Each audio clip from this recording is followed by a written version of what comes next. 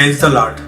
ఈరోజు దేవుని మాట మీకా 7:18-20 వరకు. దేవుడు మన తప్పులను దోషాలను తొలగిస్తాడని దేవుని వాక్యము ఎన్నోసార్లు మనకు తెలియజేస్తోంది. ఎందుకంటే దేవుడే గనక మన తప్పులను లెక్కిస్తూ, మన లోపాలను గుర్తిస్తూ, మన పాపములను బట్టి శిక్షిస్తూ ఉంటే మనలో ఒక్కరము కూడా ఆయనను చేరుకోలేము, అసలు బ్రతకలేము. కొన్నిసార్లు మనలను సరిచేయటానికి కొన్ని కష్టాలను, కొన్ని నష్టాలను మన జీవితంలోకి అనుమతిస్తాడు. కానీ ఆయన కోపము మన మీద శాశ్వతంగా ఉండదు. ఎందుకంటే ఆయన కనికరం చూపటానికే ఇష్టపడతాడు. ఎప్పుడైనా తప్పు చేసిన వెంటనే ఆయన ముందు ఒప్పుకొని మన తప్పులను, మన దోషాలను తొలగించమని వేడుకోవాలి. మన పాపాలను లోతైన సముద్రంలోకి విసిరివేసినట్లుగా మనకు దూరం చేస్తాడు. ఎందుకంటే ఆయన మన పట్ల నమ్మకంగా ఉంటాడు. తన ప్రజల పట్ల ఆయన చేసిన వాగ్దానాలన్నీ నెరవేర్చటానికి ఇష్టపడే దేవుడు ఆయన. కాబట్టి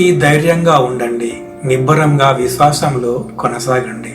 పరిశుద్ధాత్మ దేవుడు తన నడిపింపును మరింతగా మనకు అనుగ్రహించునుగాక. ఆమేన్.